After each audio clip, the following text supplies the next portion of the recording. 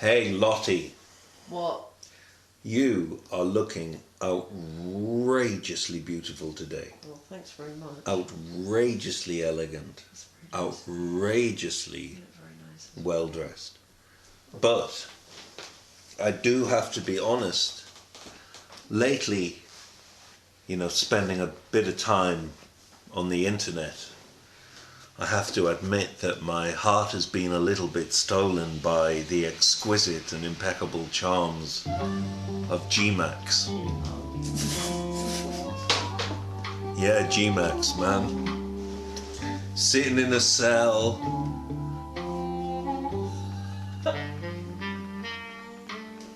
They're in the sunshine when she's gone.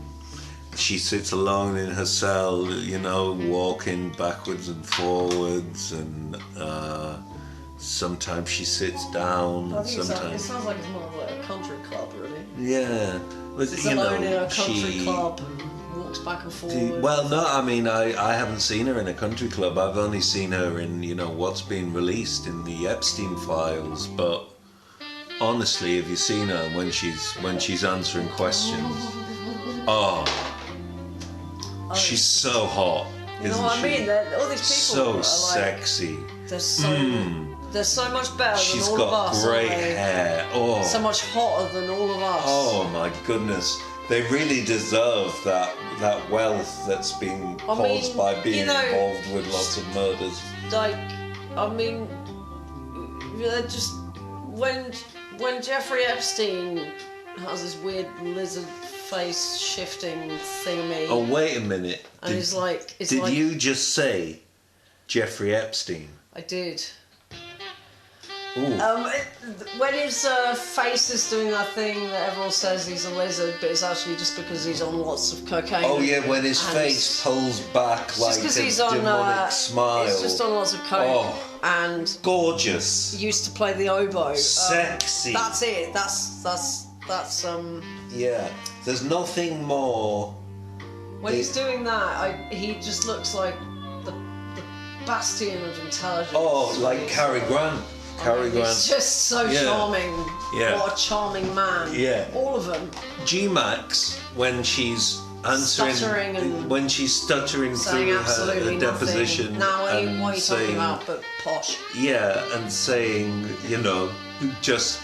No, I didn't say that. Just saying she's completely innocent of any wrongdoing. Nobody did anything wrong. No, nobody. There's absolutely no reason for her to be in prison. There's no reason for lots and lots and lots of people listed in the files to be in prison. It's all very, very interesting, and everyone here has made it about Peter Mandelson. Because, it's like what one person takes a fall here. He's not gonna. I doubt so. He'll be bouncing back, won't he? He doesn't seem to have a problem with. Well, they can all go into their public speaking engagements, can't they? And after the public speaking engagements, they can eat more babies. Yeah. Yeah. But anyway, when G-Max is answering questions, if you look at her, she's really quite poised, and she's calm in she's calm in a high stress sitch, and she just exudes charisma. That thing that the rich always exude, they're just especially the super rich. Like you said, charisma, glamour, and that certain je ne sais quoi, which is, I guess, the reason why they are rich. Yeah, and that certain je ne sais quoi we couldn't quite put our fingers on. And now we know what it is. Well, that certain je ne sais quoi. What that looks like. Listener, do you know what that certain je ne sais quoi is? Have you looked into the Epstein Files? Funny. We've been sort of saying about this for ages, that a lot of the time when people sort of get really famous, they suddenly look completely dead behind the eyes. When people go up a notch in the society to the super rich bit. Yeah. They get the weird look in their eyes. Whether it just, it's I mean, is that what it is? Maybe. An awareness of... Yeah, maybe it Yeah. is. I mean, I will be honest, I have known people who I'm very friendly with, who, when they get very, very famous, then they suddenly get that look in their eyes and I never hear from them again. No responses to emails, nothing like that. But from looking at the Epstein Files, it looks like G-Max.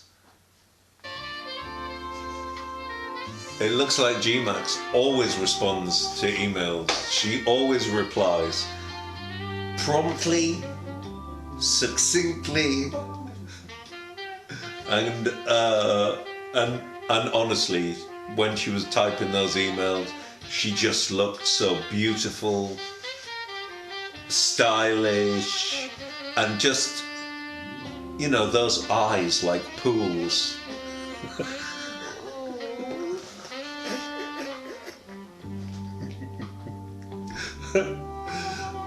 And we watched some of the interview where Steve Bannon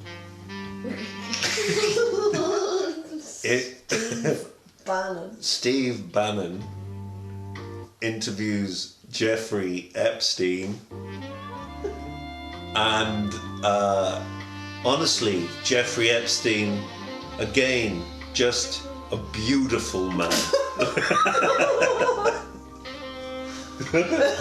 just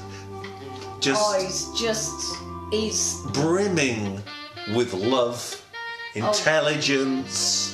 I mean, and his physically, he's an Adonis. To talk about anything. I mean,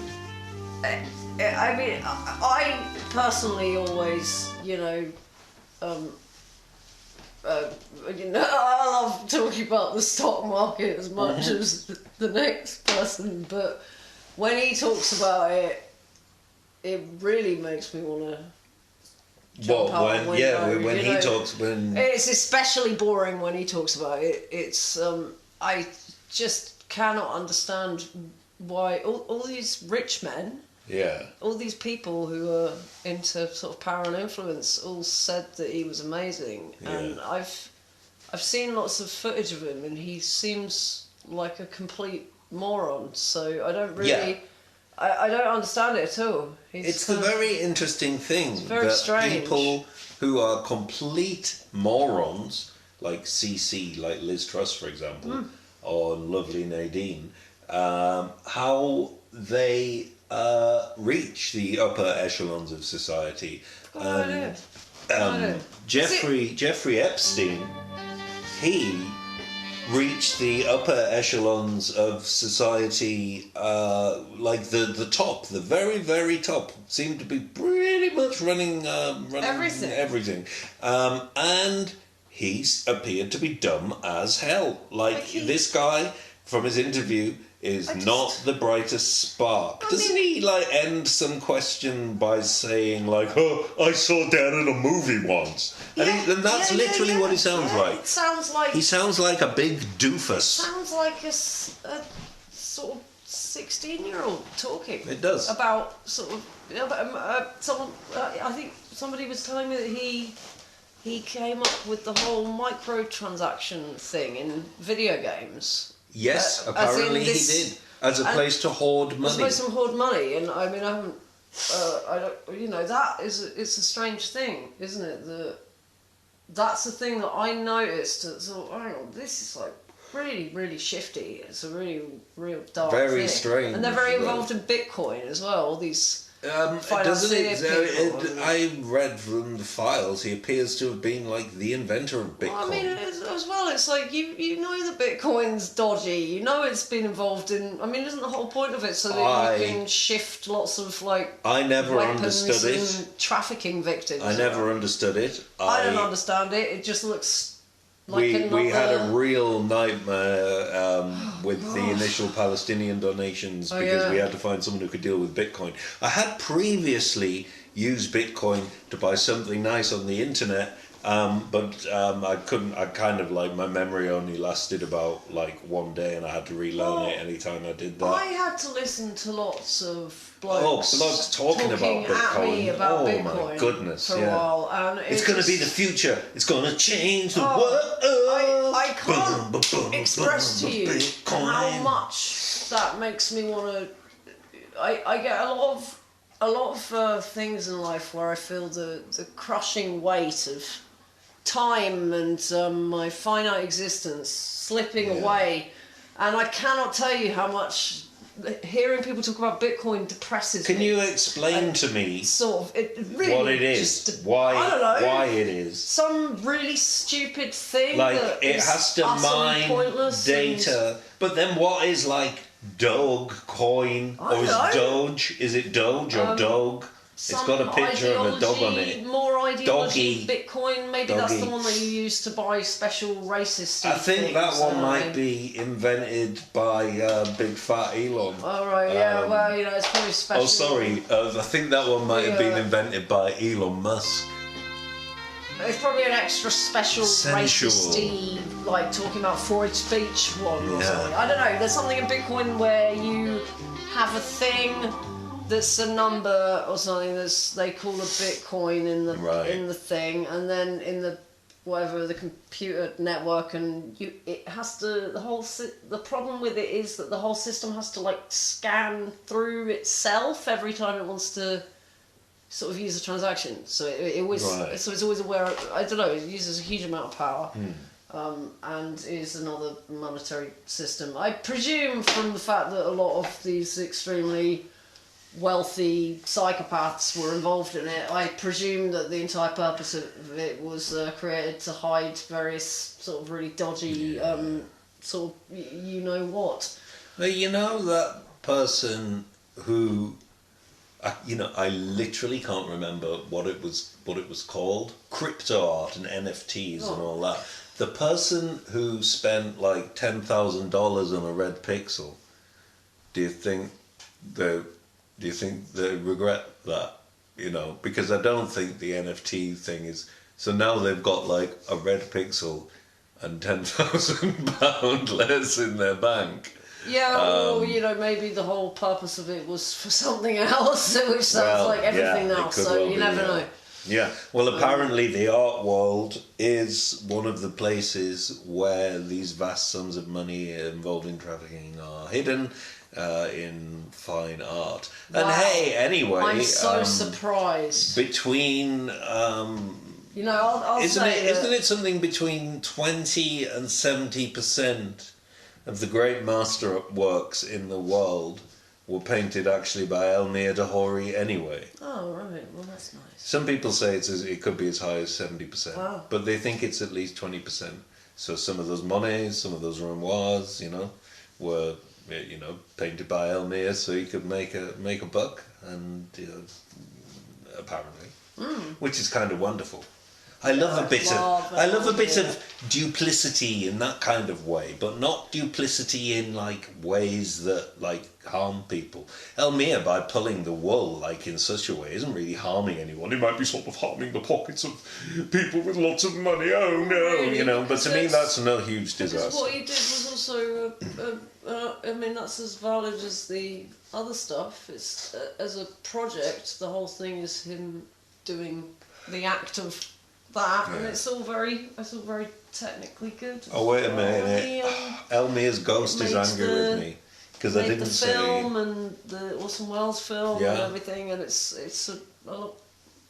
very interesting and multifaceted. But Elmir's ghost is really angry with me because I didn't do an Elmir Dahori.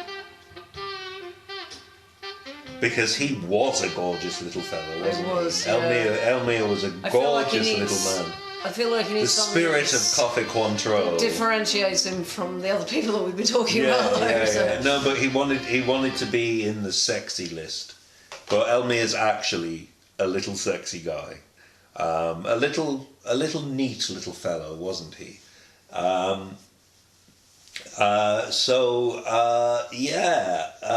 Don't we live in wild times? And I was thinking that maybe today could be not to dwell on the horrors, but to talk about how we, as good citizens, are meant to, A, continue being good citizens whilst we have this knowledge, and lots of people don't have this knowledge. So if you're hearing this stuff for the first time, you need to delve into it. This is not a conspiracy theory. Unfortunately, what they seem to have done is, I've always said that there was nobody clever in the Nazi Party. And people say, Goebbels, he was clever with all the propaganda. But propaganda, I always said, isn't that clever? However, there has been a very clever piece of propaganda pulled, which is that basically this knowledge has been widely known for a long time and spoken about by conspiracy theorists, and then they put wild stuff on top of it, blaming aliens for it, lizards, and putting extreme stuff like the Earth being flat, or blaming it on like particular demographics. Yeah, exactly, exactly. And so all of this stuff. What was I talking about? Well, it's the case of all of this thing is to hide. Yes. So to hide everything in plain sight. But what the net result that they've invented is that if you tell people about this, they don't believe you and think you're a conspiracy theorist, which is an extremely clever piece of propaganda. And well done, you guys, for pulling that one off. That doesn't mean that I'm with the conspiracy theorists who think the Earth is flat. I just look at what is obviously tangible reality, and it's apparently really obvious now that tangible reality is not represented by the news outlets here. I don't want to use the words the mainstream media because again it sounds like I'm a conspiracy theorist, but conspiracy theorists now and right-wing people now seem to be really into the mainstream media because it isn't talking about any of it. Gee, I wonder why. Yeah. So I thought that today we could have a support group to talk about how we live through it and how we as a society cope with it. Because on a day-to-day level, I will admit that I am finding this knowledge quite difficult. I found it hard to live on a day-to-day level with the knowledge of what is happening in the Gaza Strip. And I am shocked and appalled that so many people, especially people close to me, have not been shocked and appalled by that and have thought that that's absolutely nothing to do with them, even though it's funded by our government and our tax money. And to me, that's been very abhorrent and shocking as a thing to live with. And I'm fairly horrified to say that I hear of like the next most extreme atrocity in Gaza, like the recent news that they've been using new weapons which will completely liquidate, turn to dust the people in there. Which are and restricted under international law. Yeah, restricted under international law. And with that, they have literally evaporated 3,500 Palestinian people.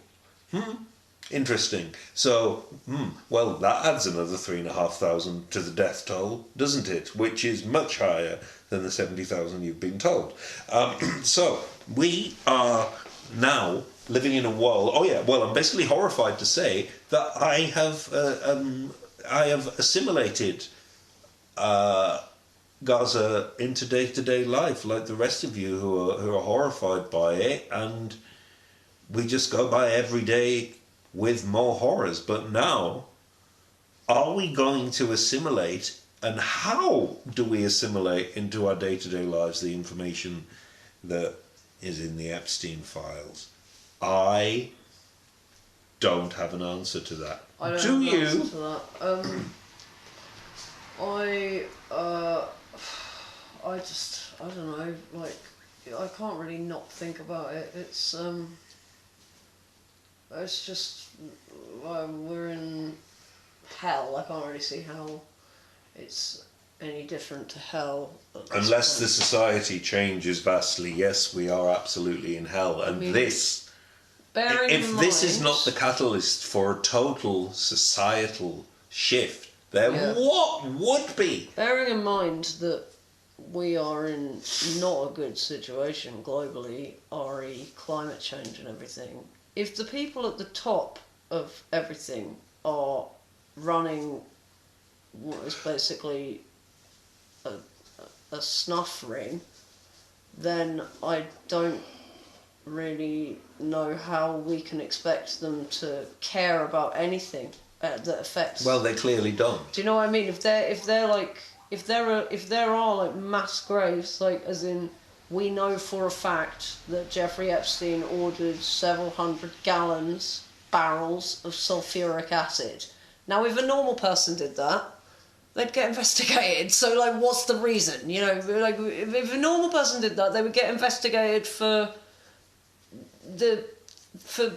under like the prevent program for like potential something bad, or they would get arrested for presumably trying to get rid of lots of what do you use acid to get rid of, you know.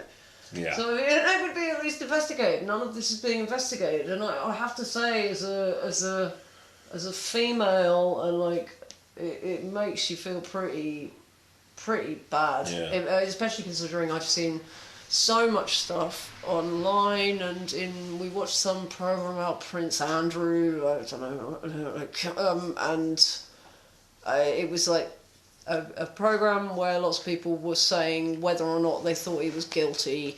Overwhelmingly, all of the women on the panel, apart from one, all were saying, "Oh no, she's probably lying. Oh, it's where's the evidence?" And but all of the men, all of the men were horrified. Yes. So it's like, you know what? Oh wow, and so much feminism. All of the men believed the women, and hardly any of the women believed the women. Yeah, and the women were all just like, "I just can't believe that he would do that." You should probably extrapolate here this idea that I think with propaganda over the last few years, we live in such a feminist utopia. Yeah, with propaganda over the last few years, we've been given like these ridiculous ideas that all women support each other. Right. From the evidence of the exciting, speculative Prince Andrew trial show that we watched, that didn't seem to be much in evidence. No, it was nor with the amount of girls who were happy to get other girls for trafficking for a couple of £100. You know, not saying that all of them are, but there were. I mean, I don't know. There's a real problem with humans. I mean, I think the thing is, like, I'm not accusing anyone of like, because it's sort of unimaginable, really, and these people are extremely sneaky. But the people like G-Max. I mean, what? Oh yeah, wow. Yeah, wow, there's so much feminist solidarity, and then I don't know. That woman went on TV the other day. That who was Prince Andrew's former girlfriend, and said, "Well, if you weren't in the files, then you weren't. Really, you weren't anyone. You weren't anyone. You weren't a mover or shaker, or a murderer." Well, yeah, you know, feminism's so alive, and just the amount of women who were recruiting, and really. Well, I mean, like, women turned up to watch the witch burnings as well. So you know, I just don't really. I mean, I've never felt any particular solidarity from women, and I think it would be useful for us to stop pretending that this is the case, because a lot of the time, some of the most misogynist people I've met have been women. Yeah. As evidenced by the Epstein Files. Yeah, and also there were lots of women involved in that who were, who were instrumental in it and helped this extreme sort of cult of like patriarchal. That's not the right word, is it? That's too reductive. But it's like a frat club.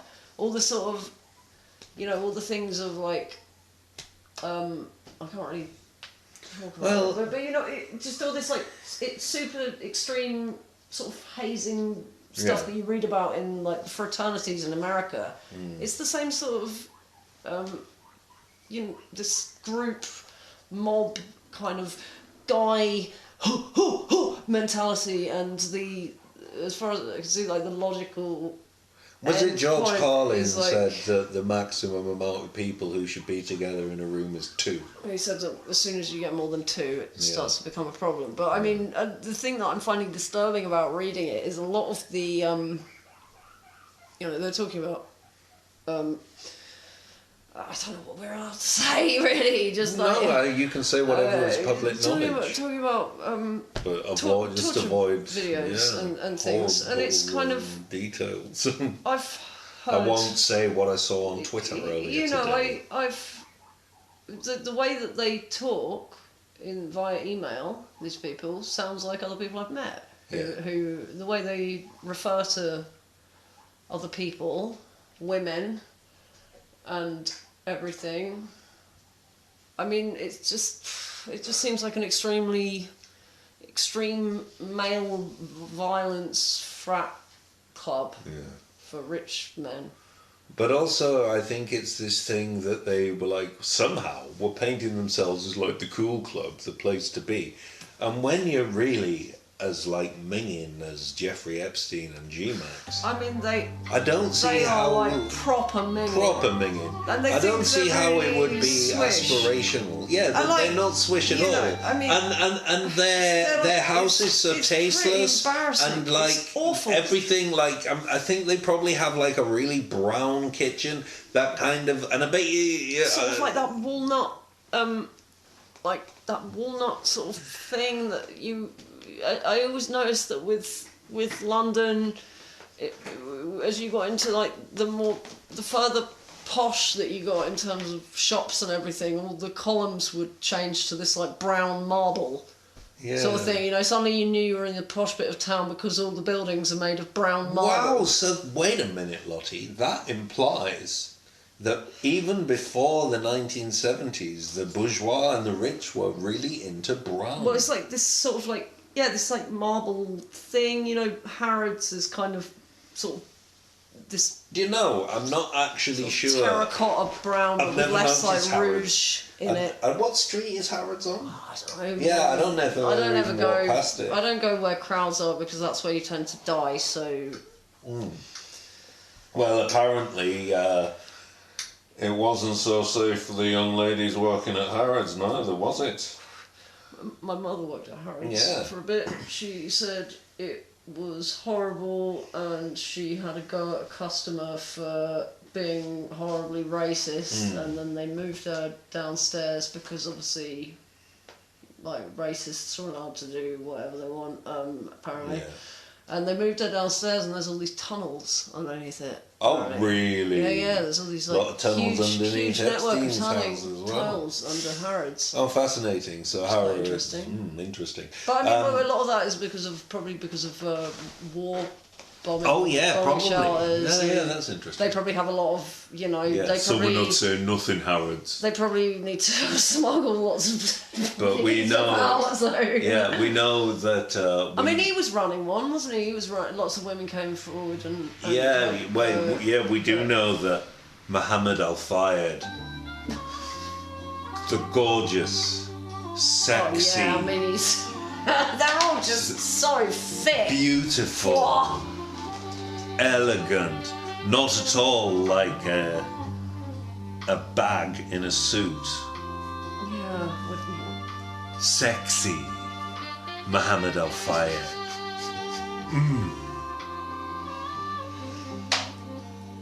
I'm going to send an email to G-Max.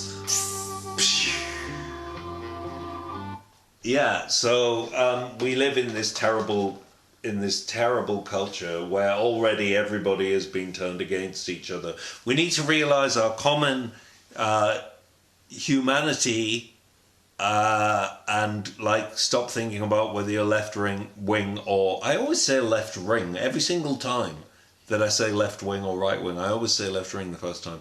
Don't worry about whether you're left wing or right wing or whether you want to vote for Nigel Farage or the cool guy of the Green Party who actually talks reasonable sense, and I can't remember his name. Zach Polanski, the other Polanski. who isn't in the Epstein Files. And he definitely isn't, which is great. Quentin Tarantino who is an outspoken Zionist, was asked about the Roman Polanski case.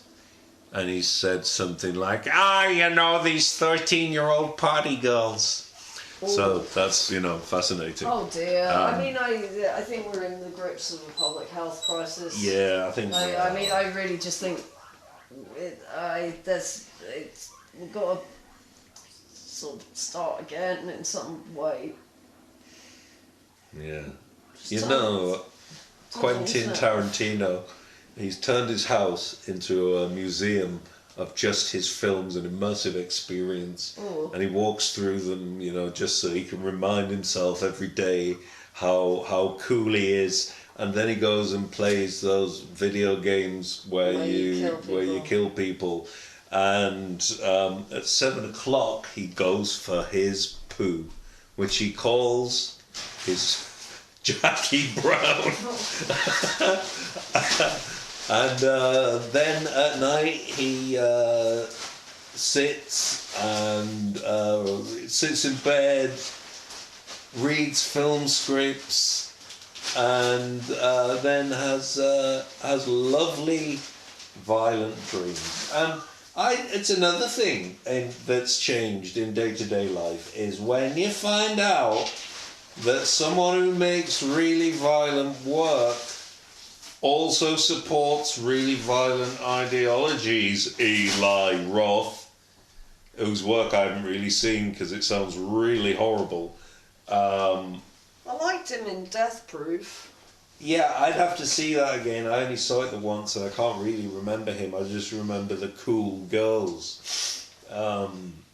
But yeah, his work is very violent. Yeah, and if the person making the really, really violent art supports a really, really violent regime and ideology, then it maybe suggests that maybe that art should be pulled. Because it's like Kubrick pulled... Stanley Kubrick. He pulled Clockwork Orange because it caused violence, but if the person involved is already participating in violence before, which if you're condoning violence and saying, that violence is great, you are participating in violence. If someone's already doing the violence and then they make the violent art, that means that person isn't an artist, they're a public health hazard. Mm. And it is difficult now not to kind of a little bit kind of go with the Mary Whitehouse side of things and say maybe we shouldn't have allowed, great violence on screen, because it clearly does affect people. It affects a culture. It does desensitize a culture. And if you want proof of that, I give you 2 years of Gaza genocide in 4K, and large swathes of people just don't care, think it's got nothing to do with them, aren't horrified, or just say, oh no, I don't want to say that, it's got nothing to do with me. And I probably said this last week, but the thing in Nazi Germany was that 90% of the people in the country just said, oh, it's got nothing to do with me, I pay my taxes, I just want to have a peaceful life. And if you're one of those people, if you're not being vocal against this, then you really have a problem by this point. Oh. They eat babies, and in the fact that they've killed any babies should be enough. Yeah, but if you're like a racist and you think it's fine that the people in Palestine are being killed, well, let me tell you, they're also killing white babies, and that's very different to you, isn't it? If they've got a different colour skin, or if they come from a different religious background, well, that's different. And maybe I also said this last week, but we keep seeing this mantra of being included in the Epstein Files does not denote any wrongdoing.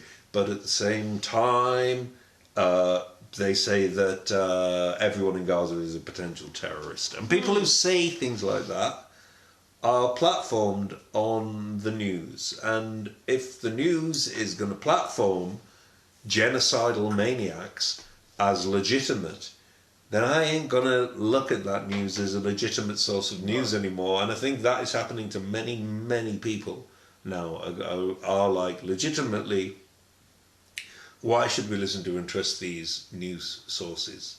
And given that the news sources in England do not have the Epstein Files on the front pages, well, you should not be trusting these publications. It doesn't really... If you're not... I mean, if you are not covering it as a journalist right now... You're not doing your job. Why are you a journalist? Well, or if you're not... I've seen a lot of people trying to defend things in it. So the implication from either of those two is very questionable. Yeah. Really. Yeah. If you're not outraged and afraid of this stuff, because it's kind of like people keep sort of trying to frame it as a conspiracy, but it's like no, it could be your daughter. I live on this planet. Son. I live on this planet. I've followed missing persons reports and stuff, and it's like a safety issue, isn't it? Like, you want to know if the people in power are completely insane. Yeah. Or whatever you want to call it. There isn't really a word for it. It's beyond... I don't really know how to talk about it on the... But it's beyond insane. It's... It's beyond most people's imagination. It's certainly... The things in there are beyond my imagination. And I'll tell you, on this earth, in our realm, there ain't much that's beyond my imagination, but the stuff in there is beyond my imagination, and would be beyond the imagination of, for example, a book like The Painted Bird by Jerzy Kosinski, which apparently is a record of stuff that he witnessed in World War II as a child, though some people question whether he fictionalized a lot of it. But it's kind of like the Gonzo thing, really, I guess, isn't it, with Hunter S. Thompson? With that, you can't really tell. Well, which bit is, but it's an impression. So it's kind of... Yeah, but The Painted Bird, I couldn't finish it because there were things in it that were too. The combination of things that were too ugly and violent for me to, I just couldn't. And I've seen and read so many things now, both through the genocide in Gaza and through the Epstein Files, that I feel my brain has been polluted and I ought to be compensated, you know? I feel like and this compensation will come in the form of justice. That if everyone who has been involved in the things that have been going down isn't put on trial, isn't arrested, then we live in a very, very scary world indeed. So again, don't think of it as a conspiratorial thing. Think of it as these people are out there. Yeah. And I mean, haven't we kind of got a right to sort of for the human? I mean, how much grief does the human race have to take? Yeah. How much grief has to be inflicted on other people? Yeah. How much pain and torture? What's everyone done to deserve this? Imagine a world with less pain and torture. Just like, where does it go from here, Like, what's the plan? Yeah. Well, the other day, G-Max did a little a little testimony thing. She went before Congress on a vid call. No, I didn't. No. No, she refused to answer any questions because the Americans have this Fifth Amendment, which means that you don't have to answer questions if it would incriminate you. Isn't that the way that you prove someone guilty? Well, I mean, that's insane. So she didn't say anything, and then she said, she basically said she'd let Trump off and say Trump didn't do any of it, and if he'll give her a pardon. But if she's saying, I'll say that Trump didn't do any of it, if he hadn't done any of it, then she wouldn't say, I'll say that he didn't do it, would he? So that proves that he did it. Yeah.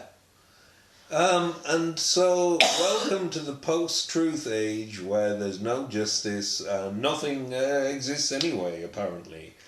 I don't think our reality is an illusion. I think that the bones we break and the hearts we break are very real. The souls we break and the bodies that we destroy as a culture, animals and humans, are very, very real.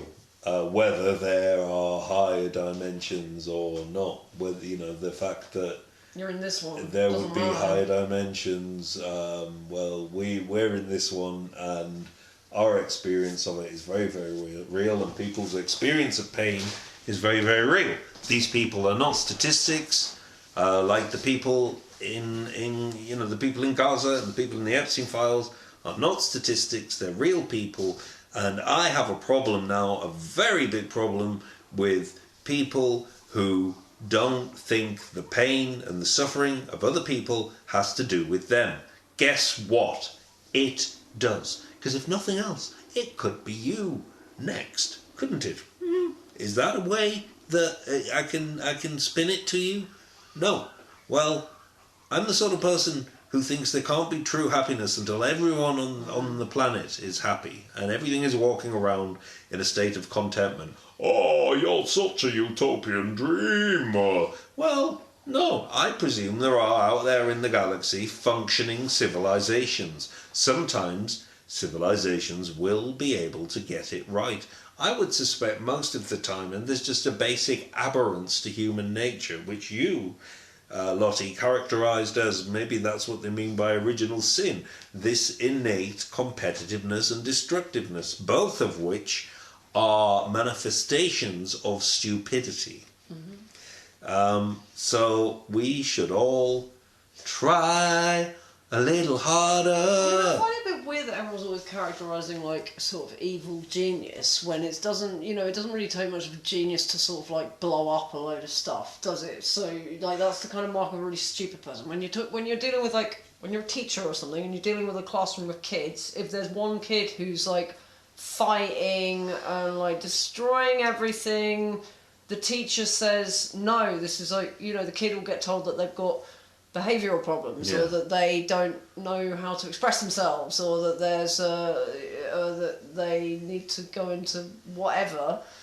And I mean, it doesn't mean it's seen as a negative in every other bit of society. So why isn't it seen as a negative in terms of like people at the top? And they always say this thing about how it's an evil genius thing, but there's no such thing as an evil genius. Can you think of an actual evil genius? There's an evil moron. No, I can't think of any. All of them were really stupid. Yeah. All of them just sort of shouted and did waving their arms about and marching around and stuff.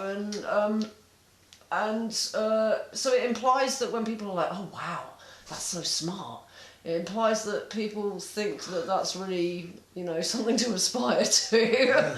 When I would say someone who's a genius is like, I don't know, Sylvia Plath. Yeah. Or, she's a genius. Or, and was she evil? No. No. Who else is genius? Einstein, evil man. No. No. Who else? Orson Welles, evil. No. Stephen King.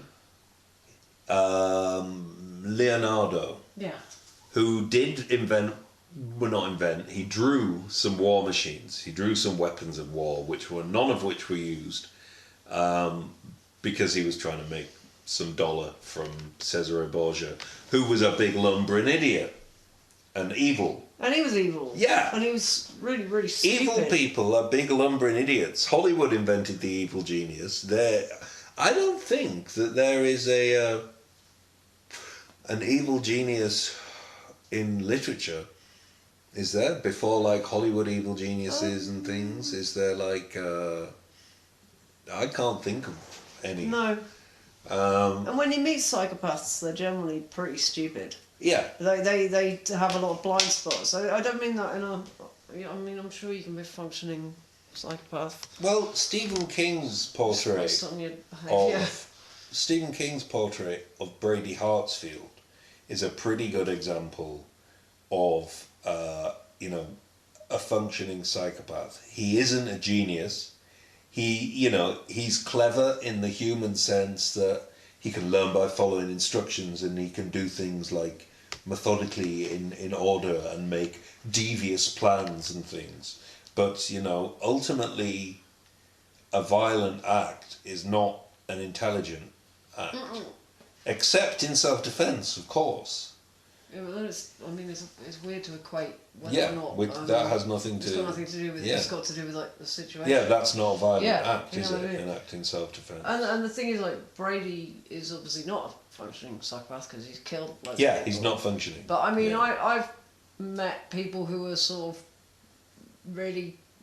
I would think psychopaths who are not into but that's violence. They're into like music or something. Yeah, but that's the other thing about Brady as a character. Sorry, I meant to say that yes, he can do all of these things that people would assign intelligence to, which can be created by following instructions in a manual or whatever. But fundamentally, Brady in the book is really dull as dishwater. Nobody likes him. He has no personal charm. He looks unremarkable. And these people, for example, we have the image of the paedophile as the guy in the long coat with NHS glasses on and messy hair, and which, basically, that image could be a homeless man. Whereas it seems the most prolific paedophiles wear business suits and look completely unremarkable. And that, I think, is the top tip to look out for a psychopath, is they will look completely unremarkable. They will probably look middle class and upwards, I would say, because they tend to worm their way up the ranks of things somehow through being a psychopath. I don't know.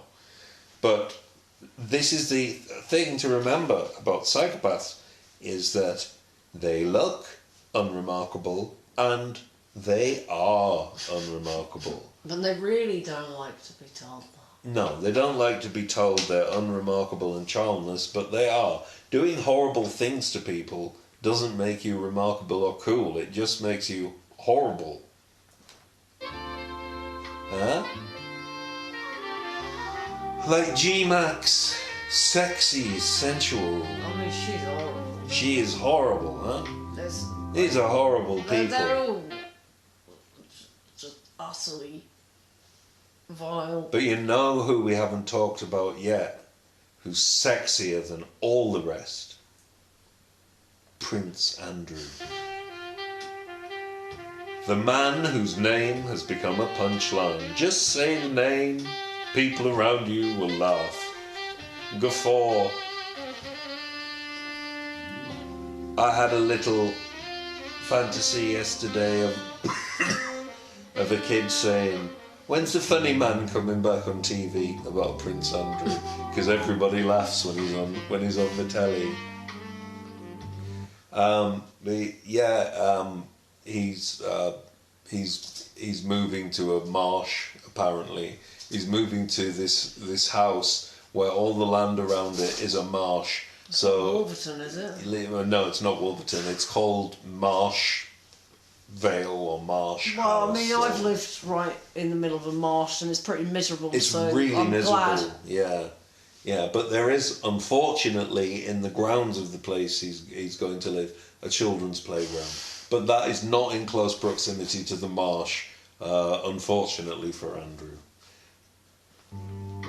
Da da da da da da da.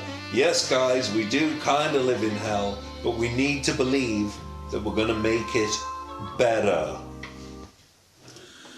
So, for the first time since 1642, a royal was arrested. Which royal was this, you say? Well, you already know, don't you? It was the man who's already been a walking punchline for a long time now. Prince Andrew. And yes, the first time a royal has been arrested since 1642. Some of the royals have been, cautioned by the police before. Prince Philip was done for speeding, which I remembered when I read the article. I remembered it happening. I remember that. Yeah. So Prince Andrew was arrested today. I don't know why I remember that, because it's just not very interesting, is well, it? it's just... it's people doing that sort of one thing applies to everyone, but they do the other thing. But it's not very often you hear of a royal being in trouble with the police. I've never really understood the royal family story. Because the underhand things that royals want to do usually will remain underhand. I'm not saying that royals want to do underhand things, except Andrew Mountbatten Windsor. And you said that was a better name, didn't you, than Prince Andrew? Yeah. I don't know, I mean, Prince. If I could be Prince Ergo, I'd feel quite splendid, really. So, Prince, the artist formerly known as, which a newscaster said the other day, which was brilliant, the artist formerly known as Prince Andrew, now Andrew Mountbatten Windsor, a.k.a. Chubby Bub, nasty man. He got arrested today, but he is now back home, I think, as it is estate at Sandringham. Is that it? He's back wherever he is. But it's a good job that he got back just in time, because Nanny had prepared him some lovely babies to eat for his supper. Yes, he likes them. He likes them like that. And he's got all of his teddy bears. He's got loads and loads. He collects teddy bears. I think they're vintage teddy bears and all that sort of thing. But I think he's got from the 90s.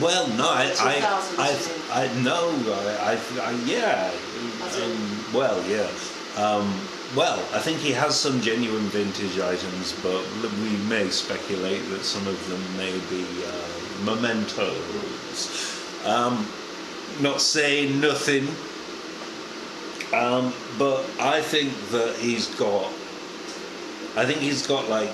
hundreds of teddy bears, and I think he's got a name for each of them.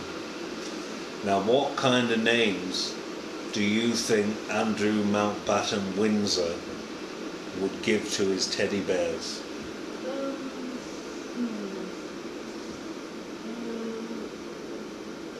Are we doing sort of Patrick Bateman sort of thing here, or are we... It depends. I mean, it depends what... I'm trying to pass out what kind of personality he is. Kind of really sort of, posh person names, Edward and... Yeah, and then there will also be sort of jokes that are kind of colonial, I expect. He'll have one. I bet you he's got a teddy bear that's named after all of his siblings. I bet you he's got a Charles and a... Who else are his siblings? Edward. It depends if they actually like each other, probably. No, but he might have a teddy bear that he hates that's named after his Well, brother. that's like a sort of voodoo type thing. Yeah, exactly. So, like it says on the screen over there in front of me, it is a 1 in 400 year event, and this is a crazy time in history to be living through, but let's wait and see, dear listeners at Sound Art Radio, just how crazy the next week will be, what the situation will be on a national and a global level this time next week. The contents of the files are not going to go away. I mean, No. to say that the stuff that's in there, which is witness evidence, is not incriminating, is suggesting that there's all these completely crazy, hallucinating women running around. It's amazing that all of these like separate accounts from people that that they've all supposedly made up. Behaviour. It's amazing it's all got exactly the same behaviours, and they all have met each other in various places through having been kidnapped together. Yeah. It's amazing that their stories all corroborate each other, isn't it? It's almost as if it's a description of reality. Yeah, isn't it? almost, yeah. If you put 2 and 2 together, it usually actually does equal 4 now, doesn't it? But whatever, I mean, it really just does look like sort of rich, predominantly men are allowed to do whatever they want, really, doesn't it? And, yeah. It's very strange. I've always been, I certainly don't attract money, but I've always been very suspicious of money. I'm even more suspicious of it now. It's made up for a start. Very suspicious of it. But what it seems that, because we've been taught that money is about the commodity and owning things, and I long thought, well, it's like a cliche to say, like what could you even spend £1 billion on? Well, it turns out. Elon Musk, what could you spend £385 billion on? And what it's spent on is the human being as commodity, but also it's spent on being above the law. So if I'm such a appalling person for not having made money the priority of my life, but instead prioritized trying to make life a bit more exciting or a bit more magical, and trying to behave with some ethics and not taking jobs where I would have had to do things to Ronald McDonald that I didn't want to do. Yeah, don't do that. Yeah, it just strikes me a trifle offensive. Yeah, deeply hurtful, actually. Yeah. I mean, I look back through sort of my life, and I mean, it's strange this, isn't it? Because on the one hand, it's utterly the worst things I've ever. I just can't even. I imagine a rational person would never have seen that. Yeah.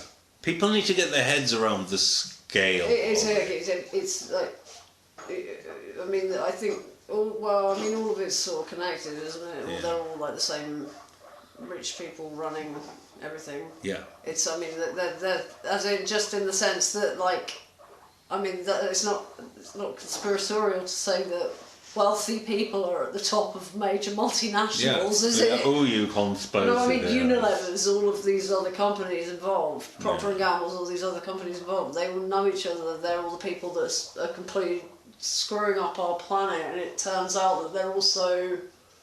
I guess it's the thing of, you always think, well, the impression everybody tries to give of our oh so wonderful modernity world or whatever, with all the wonderful new shiny weaponry, is that we're all supposed to be like working towards this, away from the bad times. Nobody wants another world war, like everything, like sort of genocide is. Well, I mean, it's very confusing, isn't it? Because we've been told for such a long time that genocide is bad, and then, like, what do you know? There's another. What's. You know, I'm very confused about so how there's obviously stuff like a genocide happening in Gaza, and all the, yeah. Oh yeah, like but the Iranians have got a regime. and then just as a callback but apparently there's not, even though you can see it in front of you.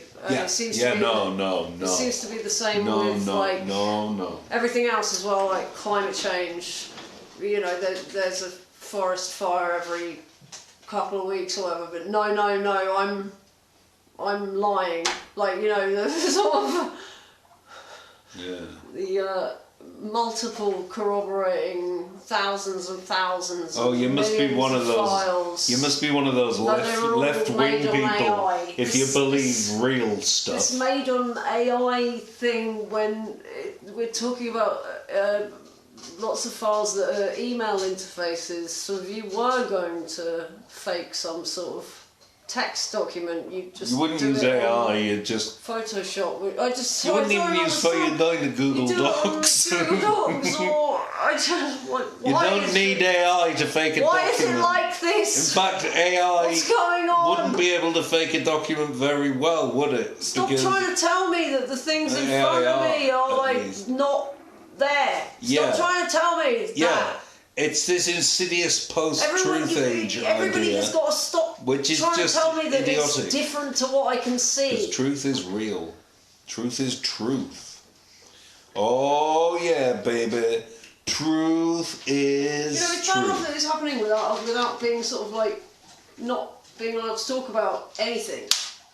Yeah, well, the fact is, as well, if you feel you're unable to talk about things, then it means you're in fascism. Yeah.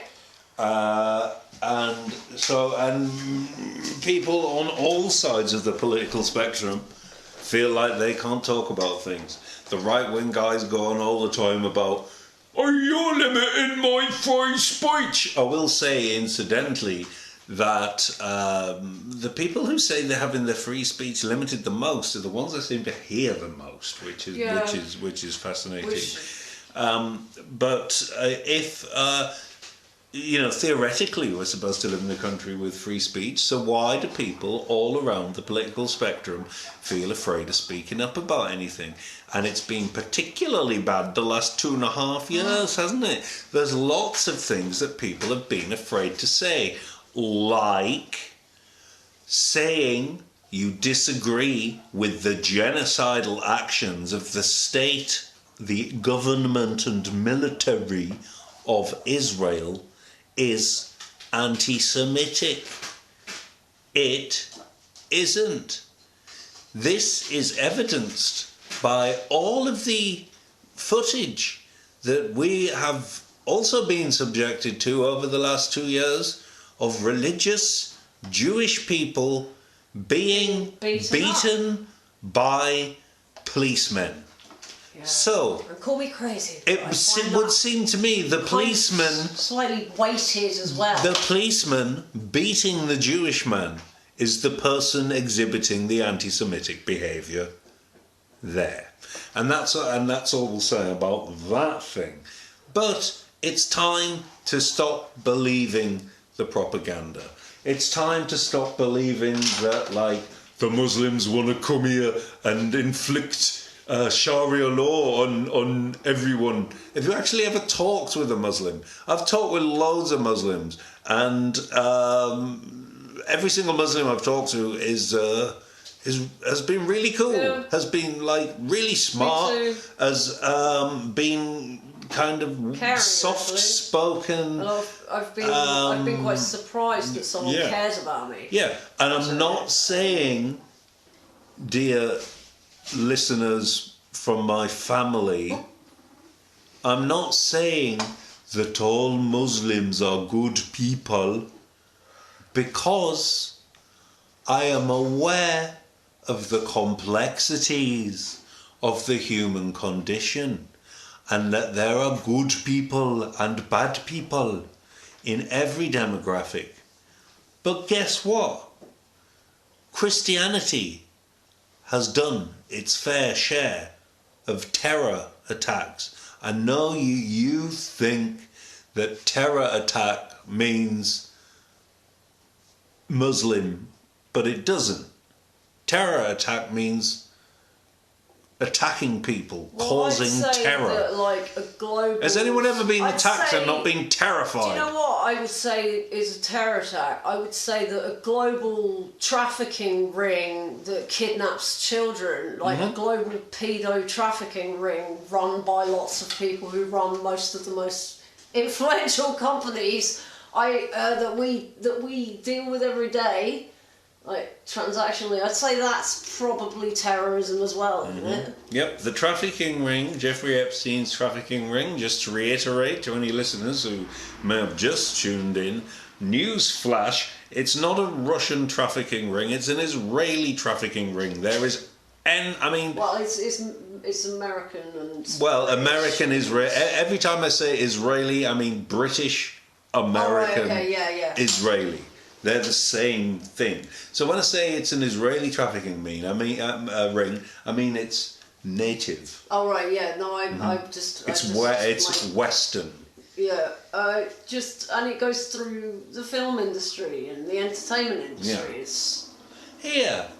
It's Probably probably lots of our sort of people that we're aware of are victims of it.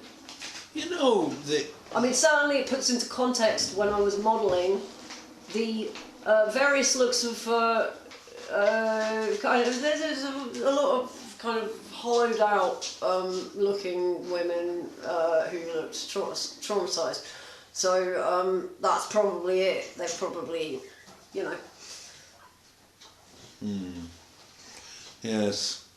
Well, what a wonderful world we live in. I was just getting confused about geography in my head.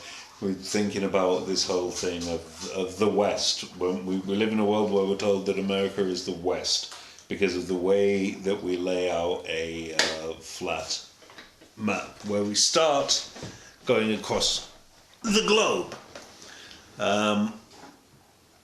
Because, in fact, it's not that America is on one side and then England is like a little bit across the water next to it, and then Europe, and then Russia, and Africa underneath, and China, they're all there in the east. That's the far east. But then what happens when you get like past China? What happens when you get out of Mongolia, and then you go right to the edge of Russia? What's next door? Oh, right up the top there, America, and into Canada, and so I've been trying to propose that we start to talk more of America as being in the far, far colonial East. We call it the colonial East. Because, like you pointed out to me yesterday, Lottie, well, if America is the West, why isn't South America the West? Well, it's underneath it, so you would think that was the West, it being underneath it. So we need to, the landmass starts with like Britain, a little bit that chipped off, and then there's big old Europe and Asia, and then there's America, far, far away. far, far, far away. Hence Columbus, you know, hence the Columbus story. You know, and I wouldn't call, like, if I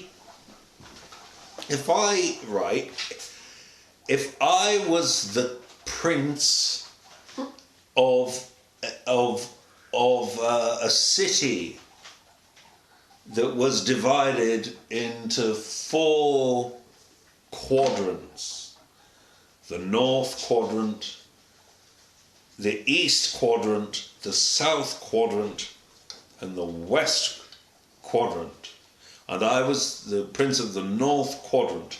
If I decided to invade the south quadrant, I wouldn't rename the south quadrant the north quadrant, because that would cause confusion. Just because I've taken it, I wouldn't call it the north, you know? So just because they stole a load of land and killed 70 million people in the far, far, far east, we shouldn't be calling it the west, because it's the far, far, far east. Doesn't matter who lives there and what their values are, it's still the far, far, far east. And, you know, people talk about, you know, like, well, the West is a value system then. People talk about that Israel is the West. Well, but it's in the Middle East. Yeah, but it's the West, but it's in the Middle East. And then, like, Western values. Greece is, like, really close to Lebanon, but apparently according to... Yeah, is Greece the West? But I don't see how, like, Britain, like, a person like me, born in England, would have more in common with... you know what I mean? Like, isn't Lebanon also, like, right next to Greece, and there's architectural similarities and stuff, and the culture probably is quite sort of... Yeah, there's a gradient. Lots of adjacent things. Related things. Yeah. I don't understand why suddenly the being like, it's suddenly different a few miles down, supposedly. Yeah. Well, it's just the countries are made up, aren't they? And in Greece, and they do that little dance where they put on their lovely white trousers and their lovely little booties with the little sort of golden bits on, and the men wear sort of little skirts and lovely embroidered jackets with traditional patterns on, and often a little fez. How it stays on, I don't know. But the Greeks, I don't know Greek traditional music that well, but the music that we think of as Greek folk music, which is that, like, that speeds up, and the guys all stand in a line and link arms, and they kick their legs. Do they do the like the Russians? Do they do the thing where they sort of put their behinds low to the ground as well, or do they just do like the can the Greek guys?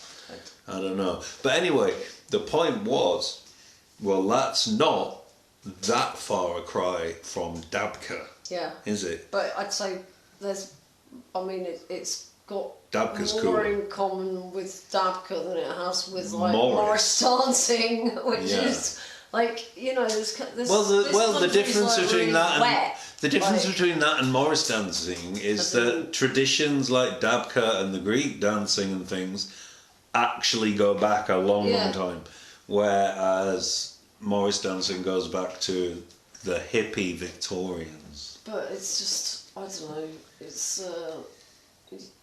basically stop hating people because they live sort of 2 hours further in a plane south than someone in...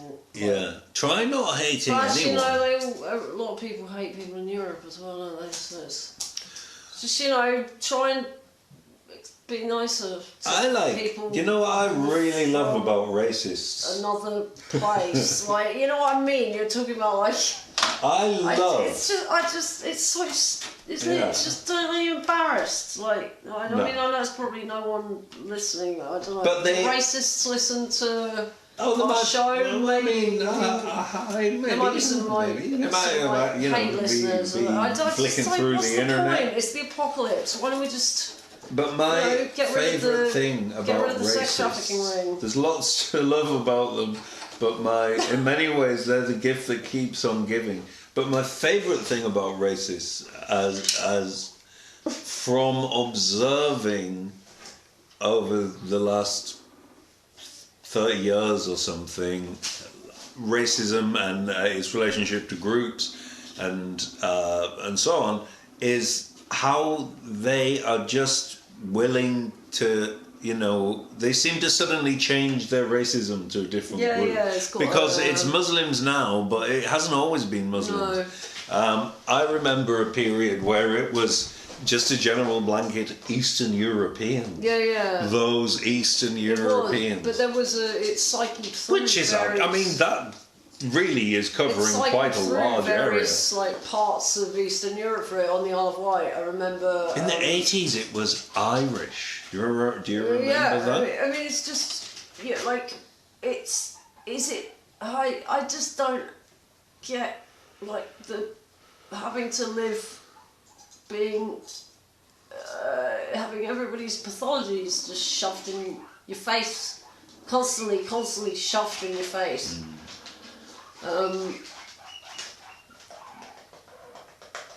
Like a guinea pig's prominent sphincter. He has pathologies, that guinea pig. I've never seen a guinea pig with so many pathologies. He's pathological about many, many things. So, while Prince Andrew is getting his affairs in order, both literally and figuratively, we as human beings have to figure out how to exist in the post-Epstein landscape, because once we culturally soak this in as a civilization, it's gonna have to be and it is going to be quite a different world, and I suspect a better one, but it's going to take maybe a little while to get there. So like we said earlier, today is not to dwell on the appalling news that is currently doing the rounds and is seeping into public consciousness, but to be like more a support group, a place to talk about it. And basically, if you are a regular listener to the show, you will know that sometimes I like to sing a little song.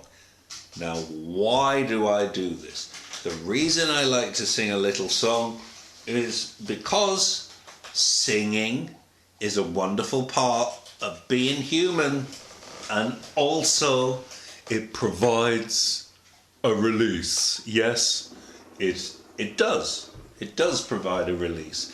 If you're feeling a little down, sing a little song and everything will just feel that little bit better.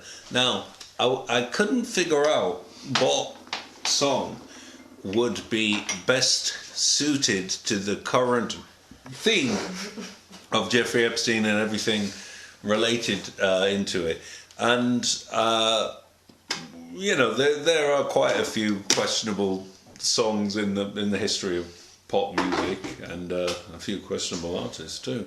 But I've found this, oh my goodness, I've found there's some exquisite dancing happening to beckon us into this world of song.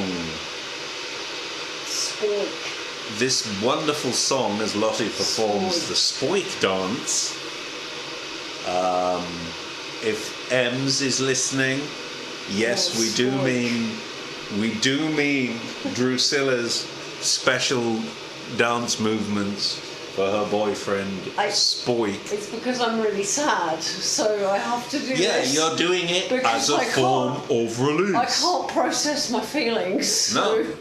So well, me too. I have to do this because I have to sing karaoke. I remember when I was doing the whole sort of working in the advertising industry. I mean, I thought the big secret about it was that it was just advertising, and lots of people were into various into cocaine. But actually, it's so much worse than that, and it puts into context a lot of the looks of trauma and sadness on a lot of girls' faces, and the men as well, with the Abercrombie and Fitch stuff, and it makes me very sad because a lot of the people I met were really poor, and they were also the rich people. So it seems that it's like the poor people are probably targeted more, really, aren't they? Because they probably have less power, ultimately. So that makes me really sad as well. So quick, start the song. Okay, I'm going to sing this song, which I don't know who sang it originally, but the song is called, I'm guessing it's from the 70s, it's called This Girl Has Turned Into a Woman. Which is, you know, well, I don't know the song, so I don't know the melody, but the words are going to come on the screen, and I'm going to sing the song as far as I can without knowing it. This is for G-Max.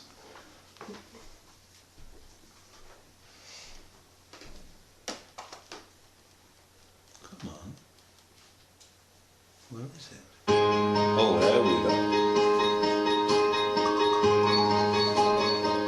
You're lovely.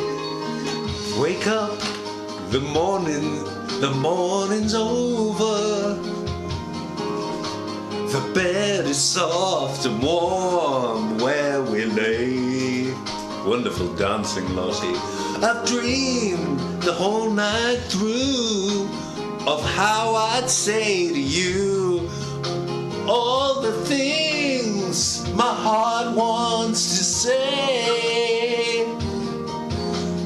Last night, you heard me crying, 'cause I had never loved a man before, oh dear.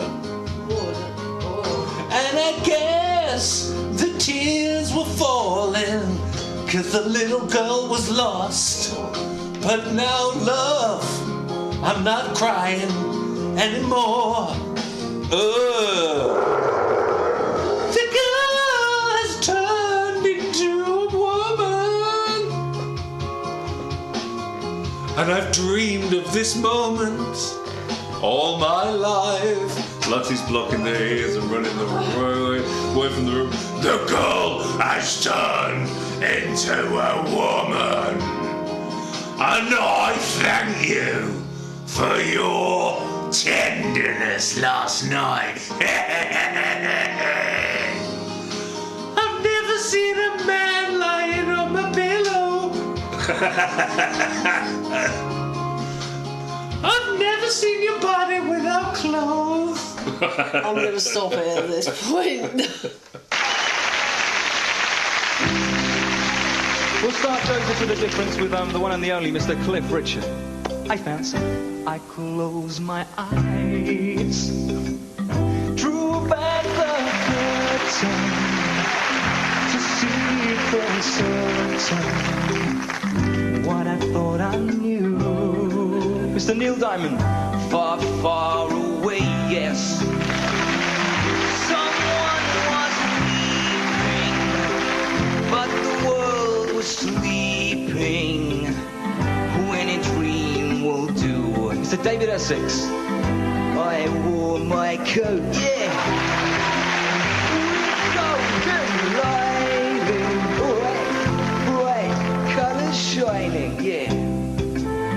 Wonderful and new, Mr. George Michael. And in the east, oh yeah. The dawn was breaking, and the world was awake.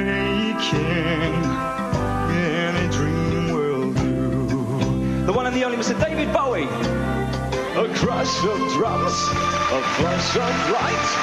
My golden coat, it flew out of sight. The colours faded into darkness. I was left alone. The one and the only Mr. Max Bygraves. May I return you?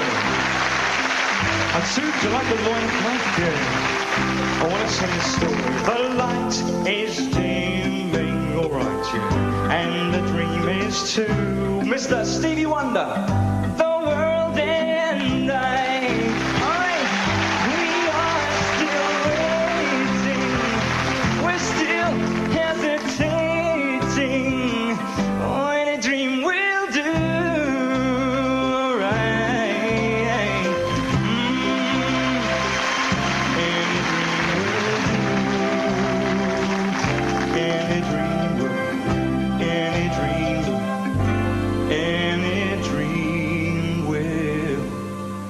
Okay, so I am now obsessed with my new game of doing karaoke to songs you've never heard before. So now, because, like I said earlier, even in these really horrific times, we still have to have the fun as human beings. It's just a joke at this point, really, Yeah, isn't it? It's yeah. like how much lower can just sort of the society get.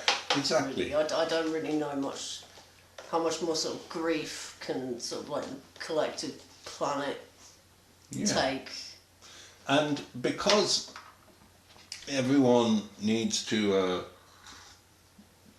feel a bit better, I give you Winter World of Love. Oh, yes. And feel free to join in on backing Vox, Lottie.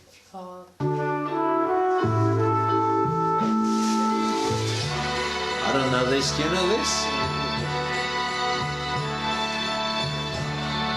I'm gonna stand. 2, 1. My love, the days are colder, so let me take your hand and lead you through a snow-white land. Uh-oh, uh-oh, uh-oh. My love, the year is older, so let me hold you tight and while away this winter's night. Uh-oh, uh-oh, uh-oh. I see the firelight in your eyes. Come kiss me now before it dies. We'll find a winter world of love, 'cause love is warmer in December. My darling, stay here in my arms till summer comes along, long. And in our winter world of love, you'll see, we will always remember that as the snow lay on the ground, we found our winter world of love. Yeah, well, that was... I mean, I can do a solo. That was the winter world of love. I would really like a solo. I think we just say that we paused the wrong thing and then start it again from there. Oh, yeah, we'll start it again from there. So, Winter World of Love, but I want the lyrics to another song that I don't know. Why don't you... How can I find... Instead of that, why don't song you lyrics? sing the back of the Ergo packaging? Oh, yeah. Where is it? The really annoying one. Yeah. The one that's like really annoying. To the winter world of wonder. The really annoying one. It's grey coloured. Somewhere. Did I place it in the hallway? Maybe. Yeah, there you go. Okay. So, more ways to make life more fun when everything around is hell. Which really, when you think about it, is kind of going back to the old ways of passing time, because you can't just watch television, can you? We have to find more fun and inventive ways of passing the time. And doing karaoke to songs you don't know is great, but then I also thought that probably greater than that is putting on the backing tracks to songs you don't know and just having the lyrics in front of you and having to guess where the lyrics fit. That's even more fun. But now we're going to sing... we're going to continue, just go back a little bit, we're going to continue with the backing track to Winter World of Love, and we're going to have this milk packaging. Thinking about an upgrade, have you ever thought about upgrading your life? With more exercise, a better planned economy, eating and drinking that fits a healthy lifestyle, a house with a garden, or a nice ride like your neighbours. Of course you have. Packed in the Netherlands for co-op. Manchester M60 OAG. Allergy advice for allergens, ingredients in bold. 15 grams per tablespoon. Each metered dose of 20 milligram inhalation powder contains 100 microsomes of beclomatazone. Discover the lifestyle. Yeah, now that was pretty though. Lottie, where was your solo? Oh, wow, I was giving you the packaging. Oh, that's true. And it was at the end, that noise that you just heard was... I was looking for the cowbell as you were singing it, but I couldn't find it, so... Can you do a little solo now? I haven't got a cowbell, but...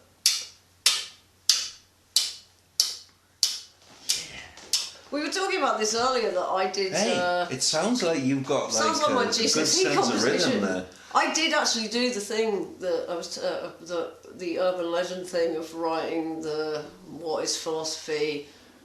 Philosophy is what, and then managed to pass the exam, but with music.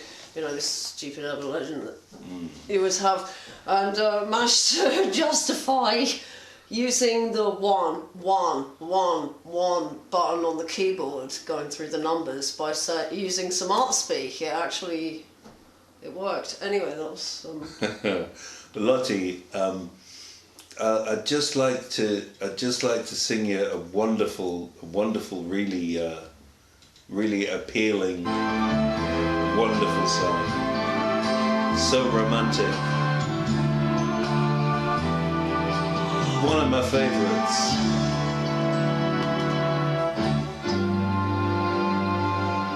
So I'll sing you to sleep after the loving with the song I just wrote yesterday. And I hope you can hear what the words and the music have to say. It's so hard to explain all the things that I'm feeling. What? Are you aware of this song before? No. Oh, okay. Face to face, I just seem to go dry. But I love you so much that the sound of your voice can get me high. Oh, wow. Hey, he'll save money, won't he? Thanks for taking me on a one-way trip to the sun. Thanks for turning me into a someone. So I'll sing you to sleep after the loving I brush back the hair from your eyes, and the love on your face is so real, it makes me wanna cry. And I know that my song isn't saying anything new,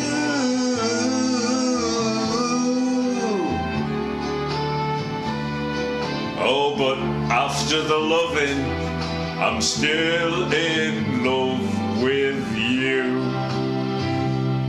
It's about a guy who worries that he's gonna fall out of love with his partner after they make love, which to me never really been a concern. Usually, moments of intimacy are followed by a warm embrace and certainly not surrounded by 72 teddy bears like Andrew and Fergie, who apparently slept every night with teddy bears surrounding them. Anything new? Oh, but after the loving, I'm still in love with you.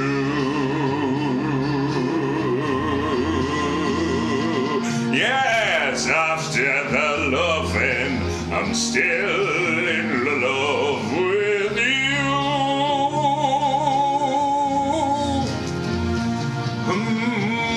After the loving, I'm still in love with you.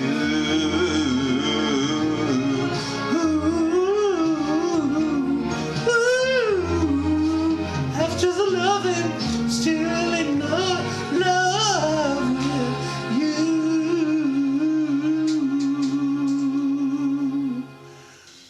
Oh, wasn't that wonderful? Yeah? Wasn't that wonderful? After the Loving by Engelbert Bumperdink Benedict Lumberpuncture Cumberbatch Humberdink Humberbridge Dink.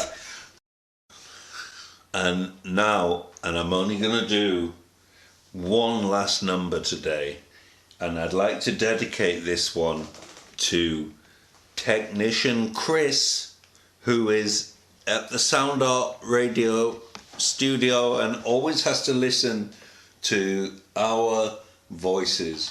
Right now, his tool is in my drawers.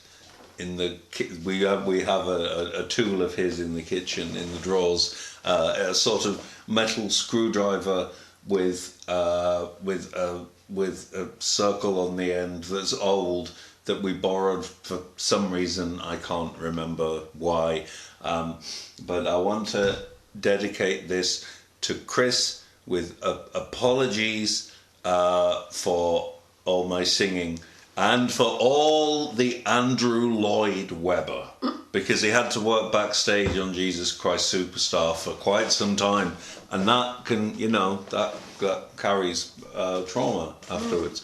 So this is, I don't know it, it's called Love Me With All Your Heart. And we're going to see how creepy it is.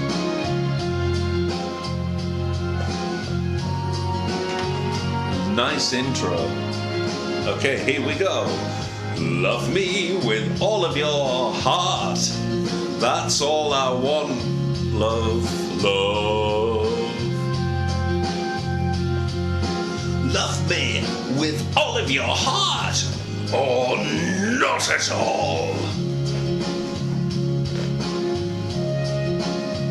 Just promise me this, that you'll give me all your kisses every winter, every summer, every fall. When we are far apart, or when you're near me. Love me with all of your heart as I love you. Don't give me your love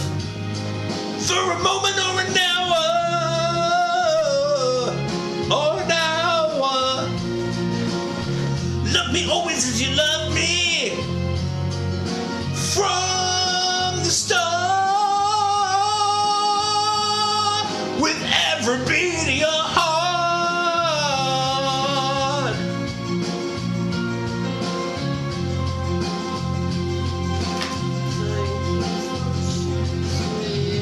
Thank you for choosing Nature Music Video Key Channel. Just promise me this, that you'll give me all of your kisses. Every winter, every summer, every fall.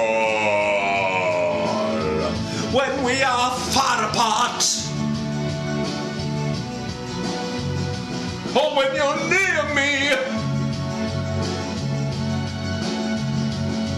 love me with all of your heart, as I love you. Don't give me your love, don't for a moment or an hour. Love me always as you've loved me from the start. With every beat of your heart. Please help Nature Music for creating more video key songs by sharing, liking and commenting. Yeah. So the long and short of it is that if you live in horror, you can still sing songs as a pleasant way, a pleasing way to pass the time and to distract from the abominations all around. Other ways of passing the time include board games, which maybe I should get a little more into, but for some reason they're always a bit distant from me, but I love what they look like and I love the sound the little pieces make when they go. Chess. And then, you know, it's useful if you're dealing with sort of, you know, chess old, everybody plays chess like all over the world. If you have to deal with sort of any kind of sort of gambling for your life situations, also, you know, probably good for omnipresent beings in the interdimensional afterlife realm as well. So, yeah. Do you know what we have not addressed in this radio? We've had a fairly chaotic, very busy week. A television interview and a video podcast with the Russian geneticist Dr Max Rempel and Natalie. Is Natalie's surname? I have no idea. The United Experiences Initiative. That's it. And it was very fascinating. And basically, the long and short of it is that Dr. Rempel, who's going to come on this show, Dr. Rempel basically has Lottie and I as patient zero for potentially being not entirely human, having some non-familial insertions, non-parental insertions. So Lottie, how does it feel being the world's first, probably confirmed, probably an alien? Tell me. I think it illuminates my experience much more. I think there are other people who've said that they're hybridized. Yeah, well, Doc Rempel thinks that. Thinks it's about 5% of the population. But there was some guy who was on 2 to 5%. Alchemy, wasn't there? Who was, I think. But anyway, whatever you think about it, I mean, I'm used to most people telling me that I'm insane. Continue to do that. Yeah, I am very happy to be collaborating with people on the wild outer edges of science. Collaborating with people on the wild outer edges of science. It's basically all I've ever really wanted, is to be involved in some kind of. Well, actually, I was going to try and go back to university to try to learn how to sequence my own genome to try to prove this thing that I suspect is true, which is, why does everybody look at me like I'm a different species? Yes. Whenever I talk, there's always a wall, there's always a moment, there's a strange sort of vortex. Hey, autistics, you're probably all alien hybrids. Hey. Well, more recent was, I think it's like, basically, we're probably all that, really. We would sort of explain a few things. Yes, that's Dr. Rempel's idea. Seems rather unnatural. Is that everybody is a hybrid, well, I think and that would probably constitute Darwin's missing link. I think that's a general. Many people think this. And the chances are there are now, because of global events, there is apparently more the interstellar and interdimensional friends have upped their game and are hybridizing more people. That's why so many of the youth are very intelligent, larger and very, population very, as very well. perceptive. And it's also, even if so they've got to hybridize more to keep up with the population, of course. But also similarly, there's a lot of other cultural, weird, unifying things happening. We are aware of what most of our leaders think of us now, and how they want to relate that to their strange dietary initiatives. Yeah. So I think there's going to be quite. I mean, it's not really sustainable, is it? Basically, with the hybrid thing, even if you don't believe it, it's the pinnacle of a performance art piece, isn't it? Well, really, yeah. And as a in many person ways, with half a philosophy degree, there's not really many kind of areas that I can go into. And it is sort of validating and nice to be confirmed as the world's weirdest people. Yeah, I mean, if I could get some confirmation as to this, it would really help me out in terms of sort of from an existential perspective. It makes a lot of sense of weird stuff in my childhood. I can tell you. There's this whole concept of, like, you know, people talk about the sort of like thing of like being from another part of space, woo, sort of thing. Yeah. That's not how I'm framing like it you at say, all. we are already in space. Yeah, we're on already space station Earth. Even if it was that all these different sort of alien, whatever you want to call, off-planet people and interdimensional thing. No, there's no like hierarchy in space. No. There's no up or down as well. So it's kind of like everybody's valid in the void. Yeah. The void contains all multitudes. So I mean, I don't really understand why we think that everybody's still using the combustion engine and nobody would have kind of worked out how to do the sort of... That maybe burning stuff wasn't the most efficient way of making things. We got the Einstein-Rosen bridge, and I was I don't understand. Surely I've never been over it. The speculative sort of physics thing has been supposedly but I don't understand why the conversation about being visited always comes back to combustion engine A to Z. Yeah. When there's potentially many ways. Lots of people have speculated many different ways that people could travel around space. It seems like a. And power a planet, power a society. Oh, yeah. If you have a society that starts like with the mechanization thing, not with the combustion engine. Say you have a society that starts with water power. Then who knows what might.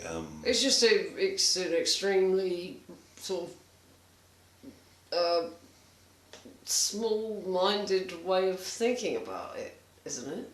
That But people I mean, do find it very hard to think outside of the boxes that we've created. And I hate to use cliches like thinking outside the box. But you do But live in a it's box. but it's thinking. It's all straight lines and. It's thinking outside of the limits of stuff we have created. But also in terms of the entire world or the entire society now is a series of forms. So it is literally just having to yes, no, and then you can't get to the next stage. But I can't remember what the point was. But I mean, you were talking. Well, I'm starting to think that the bar in music, the regular time division, or even thinking of it in that way, is the equivalent to our use of straight lines to mark out spaces. And there's all those abstract grids of colours, Bauhaus kind of era things, and Paul Klee did stuff. And ostensibly they're about colour theory, but obviously they're also about the aerial view of the world. And I used to find these pictures very beautiful, but now, having taken lots of aeroplanes, unfortunately, for jobs, I'm very used to seeing that aerial view of the Earth as a series of grids, and I find it pretty revolting. And I have the idea that the straight line is maybe what stops us seeing the truth in some way.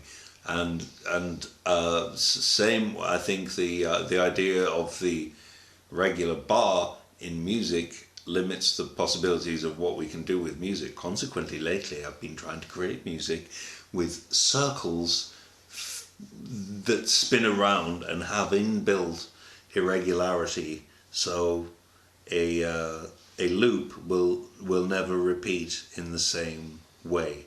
And then if you put a recording of that on top of another recording of it, or just on top of itself, you will find a series of interactions that the human brain wouldn't come up with. And that is another way of filling the time when everything is terrible outside. No. It is, but at least we might get an opportunity to prove alien. Yeah. I've got a little thing for you, Lottie. Maybe. Got a little thing for you. Stay tuned. Yeah. Okay. Close your eyes. Okay. Give me a hand. Do you feel my heart beating? Do you understand? Do you feel the... You see, that's the thing that you can do to people when, you know, if they're being annoying, you can go, no, wait a minute, close your eyes. Give me a hand. Do you feel my heart beating? Do you understand?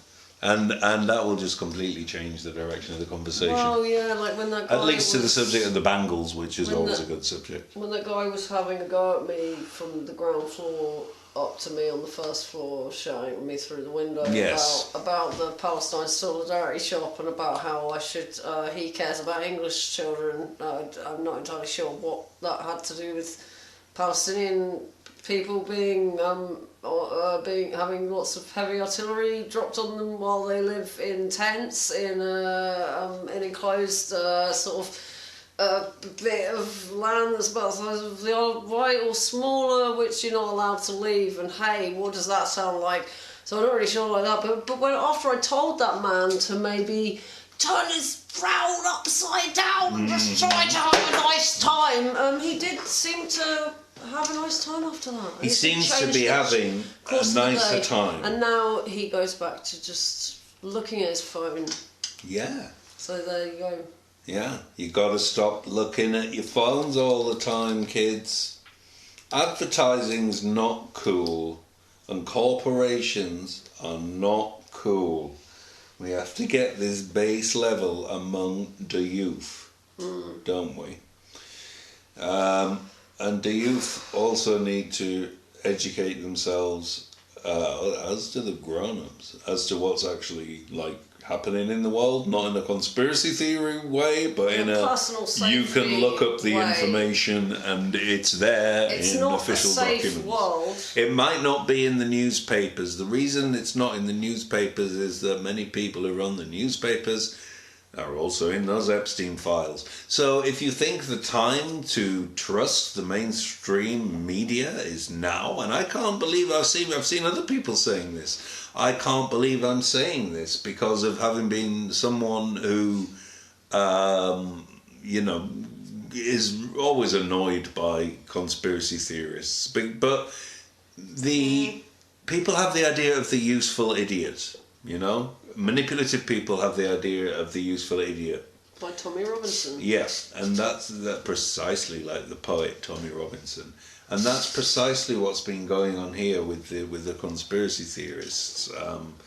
They say that there is an evil trafficking ring, but it's giant lizards who are committing these acts. So enabling these things to be hidden in plain sight. Giant mantid and I think lizards in the daytime on the tube. They're definitely not. They're not paedophiles. Like, also think about it. Like, I think aliens don't want to eat humans. I think aliens think humans are revolting. They do. Like, I think that they're revolting. I've heard many. But they think we smell bad. They just think we're not very intelligent. Not a very intelligent society. It clearly is not a very intelligent society, and as a society, the guy I met was like we have a tendency to war and destruction. Out. The guy I met thought it was terrifying. Many people, in fact, the vast majority of people have a tendency towards authoritarianism, as proven by the Stanford prison experiment. And don't be one of those guys. Be the guy who goes, I'm not doing that. I find it interesting that the vast majority of people, when they talk about stuff like a lot of people that I've heard talk about the Stanford prison experiment go, oh look, it shows how normal people can do these things. And it's like, well, I wouldn't do that. And they're like, oh yeah, but you wouldn't know. It's like, yes, I would. Yeah, I would know. Because I've been in many situations where people have been doing really gross power plays, like little sociopath things, and I haven't joined in. I profusely dislike seeing people or animals getting hurt. You know? Yeah, I mean, I don't like to see pain inflicted on anybody. No, I don't. It gives me nightmares and makes my everything recoil. And it seems that we've gotten to a point now in society where there's a lot of really, really violent stuff, and then there's a lot of people who, if you point out the really violent stuff, they will say, oh, well, you're just trying to do it to be virtuous. And it's like, what is wrong with you? You have to live on this planet, and you're like turning it into this thing. So that just implies that those people are probably sociopaths as well, because if they're not feeling terrified by this, then you're not paying attention. And if you are not having a reaction to this stuff, like, then I don't know what that implies. Well, like you previously said, there is no point in talking about left wing or right wing anymore. It is just, are you okay with murder and torture or not? And if you're not okay with murder and torture, you can be my friend. If you are okay with murder and torture, then I don't really want to be around you, because it's a personal safety issue. Yeah. So, thank you, as always, Sound Art, for having us. Thank you, Chris, for your endless patience. And thanks, G-Max, for your ravishing charm. And also, just because supposedly we're all woke time, maybe you should everyone care about the women who are sort of like, and victims of things. Just a thought for people in sort of, who aren't really saying anything, but have gone on about being feminist for ages. We need to do something about this whole thing. Bye.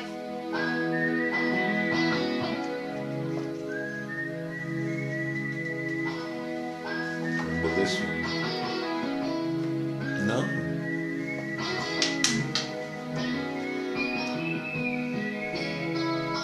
Is It's about how terrible situations can change. I follow the Moskva down to Gorky Park, listening to the wind of change. An August summer night, follow the Berlin Wall, soldiers passing by, listening to the wind of change.